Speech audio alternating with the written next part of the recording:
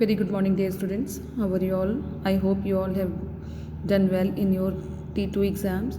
Welcome to e-learning classes of accountancy. This one is your lecture number 644, and from this lecture I am going to start your T3 syllabus. T3, or you can say of your annual syllabus. In this lecture I am going to complete your chapter number 15, that is bank reconciliation statement, and the topics which I am covering in this lecture are meaning of bank reconciliation statement, procedure for preparing bank reconciliation statement, format of bank reconciliation statement, and some numericals also I am solving in this lecture.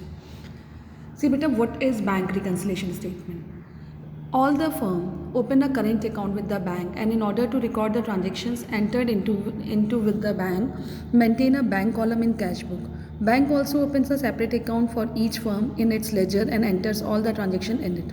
Since all the transactions with the bank are recorded in both the books, there should be no difference between the balance shown by the cash book and the passbook. The balance of the two books must tally with each other, but sometimes it happens that these two balances do not tally.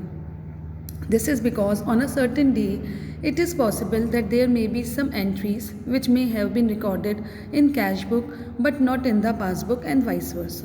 A statement is therefore prepared to identify the reasons for the difference and to reconcile the balances of the two books. Such a statement is called bank reconciliation statement. Bank reconciliation statement मतलब reconcile करना, match करना balance of cash book and passbook. Whenever you are starting any firm, तो you open two accounts. सारा payment आपका cash में नहीं जाता है बेटा, तो आपके दो अकाउंट ओपन होते हैं. एक आपका बैंक में ओपन होता है in bank column of cash book, that is open by the cashier of your firm, और वो कैशियर उसमें मेंटेन करता है सारे रिकॉर्ड को, और जो भी चेक इशू हो रहे हैं या चेक डिपॉजिट हो रहे हैं तो उसका सारा रिकॉर्ड जो है बैंक करता है, and it is shown in the passbook of the firm.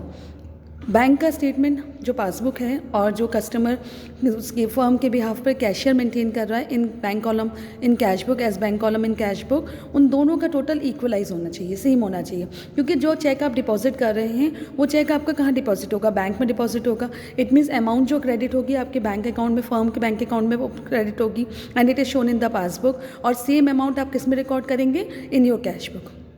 लेकिन कभी कभी ऐसा होता है बेटा कि ये दोनों जो बैलेंसेस हैं, कैश बुक का बैलेंस और पासबुक का बैलेंस मैच नहीं करता है, टैली नहीं करता है.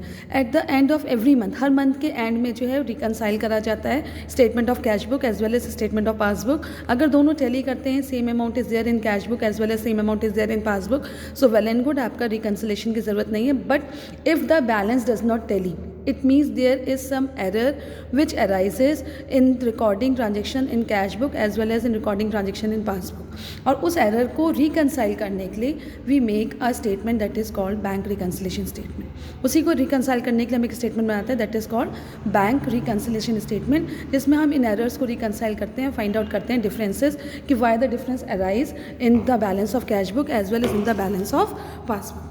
तो स्टेटमेंट जो प्रिपेयर करता है to identify the reasons for the difference and to reconcile the balances of the two books, such a statement is called bank reconciliation statement. क्यों?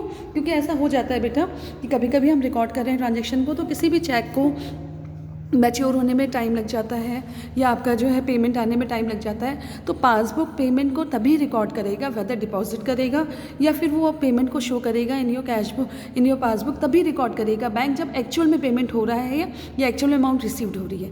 जबकि ऐसा होता है कि जैसे ही चेक को इशू करा जाता है तो इन कैश बुक वहाँ पर अमाउंट प्लस हो जाती है. If you are issuing cheque तो हम कैश बुक में अमाउंट माइनस कर देंगे. ये एज्यूम होता है कि जो भी चेक दिया गया है वो आपका बैंक में प्रेजेंटेड हो रहा है पेमेंट के लिए, amount is deducted in cash bank column of cash book. लेकिन अगर वो चेक प्रेजेंटेड नहीं हुआ for payment in the bank, it means bank के जो आपकी पासबुक वाला कॉलम है, बैंक में जो आपका एक अकाउंट रन कर रहा है फर्म का, वहाँ पर वो अमाउंट डिडक्ट नहीं होगी क्योंकि एक्चुअल पेमेंट के लिए चेक प्रेजेंटेड नहीं हुआ.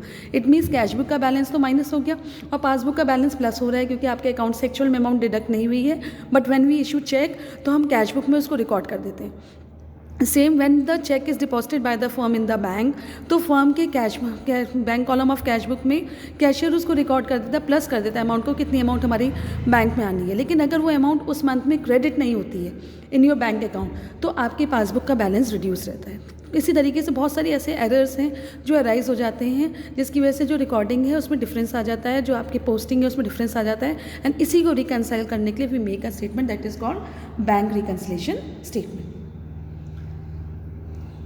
उसको हम क्या बोलते हैं, बैंक रिकनसिलेशन स्टेटमेंट कहते हैं. सी बेटा, Importance of bank reconciliation statement. Generally, while making a comparison between the company's cash book and bank balance, the balance does not tally. Generally क्या होता है, नहीं बैलेंस टैली हो रहा होता है, इसलिए हम रिकंसाइल करते हैं. It is important to determine the cost for the difference and display them in the bank reconciliation statement. इसलिए हमें उसके जो है डिफरेंस को फाइंड आउट करना जरूरी है, उसको हम डिस्प्ले करना होता है in bank reconciliation statement, so that the firm come to know कि where the difference arises. The bank reconciliation statement helps in explaining the differences in the amount between the company's cash book and bank balance.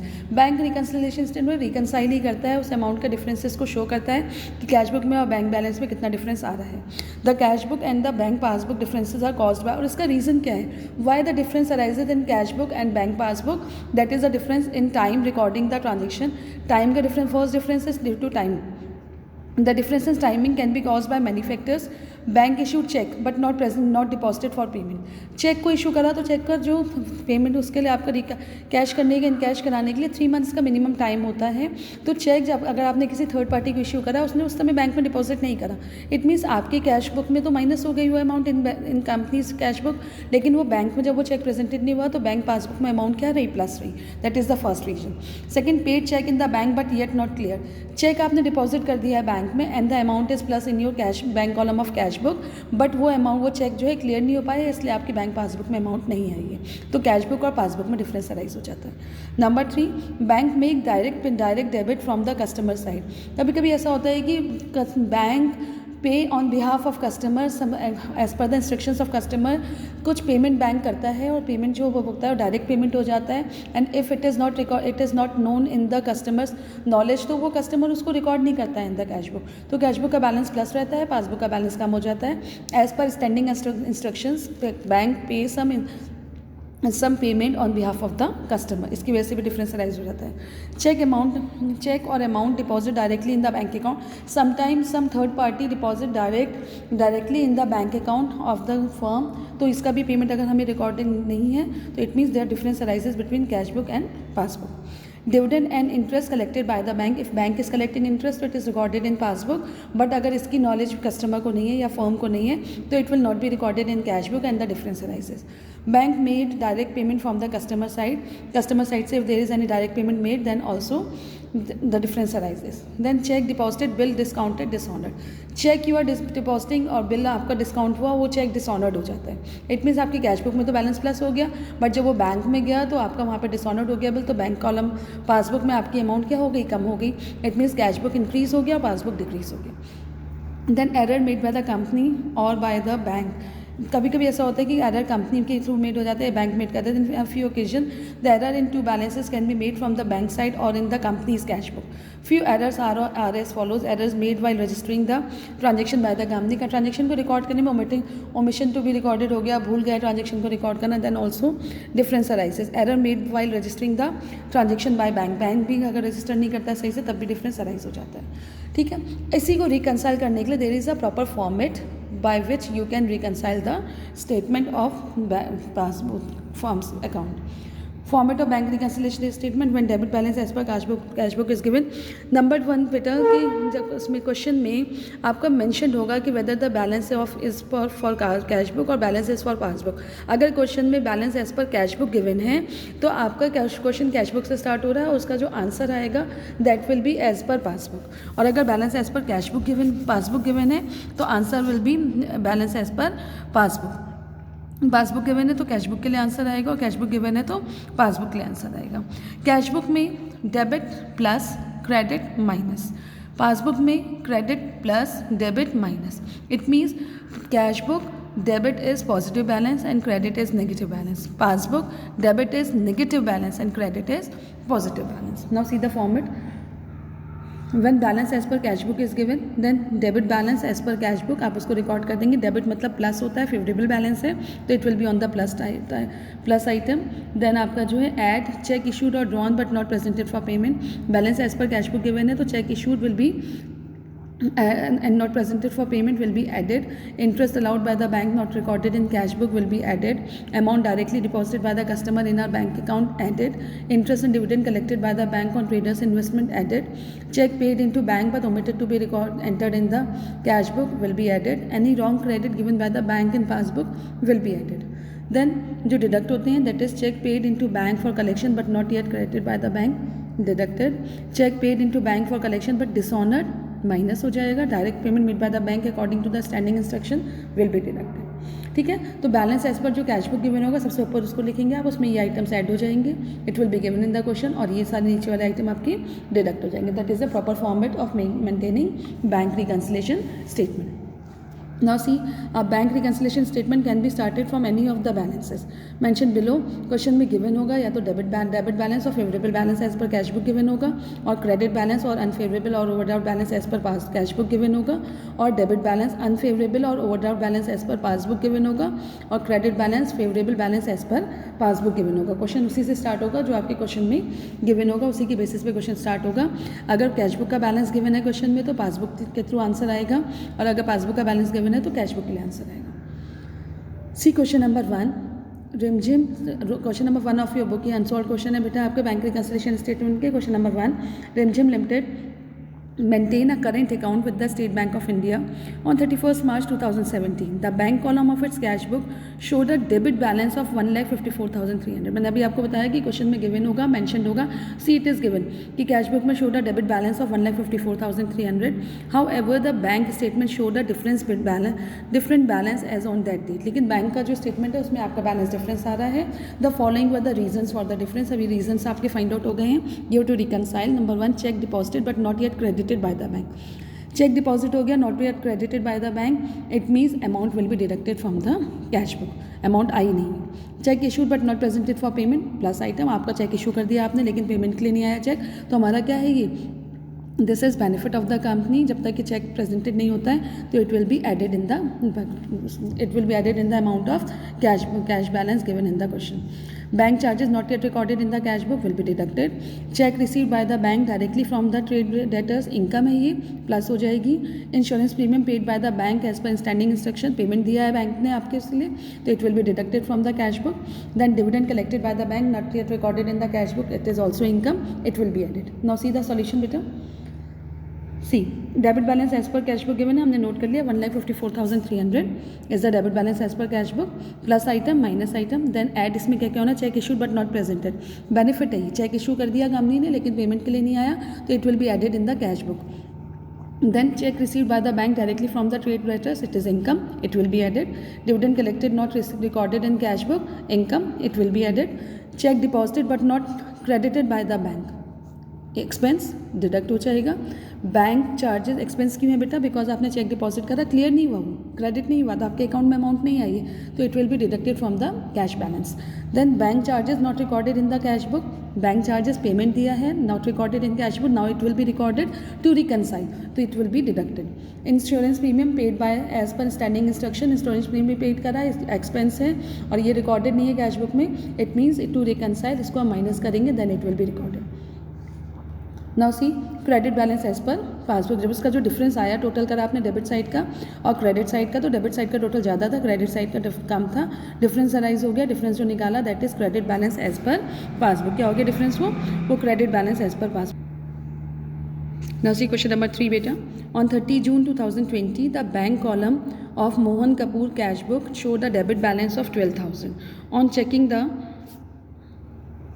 On checking the cash book with bank statement, you find that check paid into bank 8,000, but out of these only check of rupees 6,500 were cleared and credited by the bankers up to 30 June. बेटा ये भी आपका cash book का balance given है, that is debit balance और favourable balance as per cash book given है. Number 1 cheque paid into bank 8,000. जैसे ही check paid होता है बेटा तो जो कैशियर है आपकी कैश बुक में अमाउंट को प्लस कर दिया 8,000, but out of this only cheque of rupees 6,500 were clear. 6,500 clear हुआ, इट मीन्स कैश बुक का बैलेंस 8,000 माइनस 6,500, 1,500 से कैश बुक का बैलेंस इंक्रीज हो गया, प्लस हो गया, एंड पासबुक में 1,500 कम है.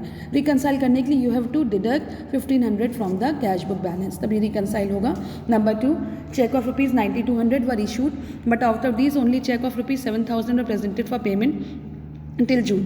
सी बेटा 9,200 का चेक इशू हो गया, कैश बुक में माइनस हो गया 9,200, बट जो प्रेजेंटेड हुआ दैट इज 7,000. इट मीन्स 1,200 से बैलेंस आपका कैश बुक का क्या हो रहा है, इंक्रीज हो रहा है, मतलब कैश बुक का बैलेंस 1,200 से कम हो रहा है एंड पासबुक का इंक्रीज कर रहा है. आपका चेक प्रेजेंटेड नहीं हुआ पेमेंट के लिए, it means to reconcile we will add 1,200 in cash book balance so that the item will be reconcile with the bank passbook. The receipt column of cash book has been undercast by 200. Cash book का receipt column 200 से undercast हो रहा है. It is income. ये भी plus हो जाएगा to reconcile, क्योंकि पासबुक में अमाउंट रिकॉर्डेड है, कैश बुक में कम रिकॉर्ड हुई है, तो it will be added in the bank column of cash book. The passbook showed a credit of ₹330 as interest on investment. Passbook में 330 प्लस हो गया बेटा. टू रिकनसाइल हम कैश बुक में भी 330 को प्लस करेंगे. देन बैंक का and debit of ₹60 for bank charges. Passbook से ₹60 माइनस हुए. टू रिकनसाइल कैश बुक में भी ₹60 माइनस होगा. Then it will be reconcile with the bank column of passbook. On 29 June a customer deposited 3,000 direct into the bank. It means क्या है, passbook में amount plus हो गई, but it is entered only in passbook. सिर्फ passbook में recorded हुई है. Cash book का बैलेंस 3,000 से कम है, पासबुक का बैलेंस 3,000 से प्लस हो रहा है. रिकनसाइल करने के लिए हम कैश बुक में भी 3,000 को प्लस कर देंगे, so that it will be reconciled with the passbook. सीधा solution. Bank reconciliation statement as on June 30, 2014. Debit balance as per cash book passbook given है 12,000 प्लस आइटम में आ गया ये. Add cheque issued but not presented for payment. मैंने अभी आपको बताया 1200 आपका जो है 2200 से डिफरेंस आ रहा था. इट विल बी एडेड ताकि आप पासबुक इक्वलाइज कर लें बैलेंस को. Receipt column of cash book was undercast 200 से. It will be added so that the balance will be reconciled with the passbook. Interest on investment collected by the bank. It will be added ताकि balance reconcile हो जाए with the passbook. Amount directly deposited by the customer 3,000 ये भी add हो जाएगा ताकि आपका जो है अमाउंट इक्वलाइज हो जाए. Then cheque deposited but not credited, that is 1,500. It will be deducted ताकि आप बैंक. बेटा जब भी एक बात ध्यान रखिए, whenever the balance as per cash book given है तो it means you have to equalize cash book as per passbook.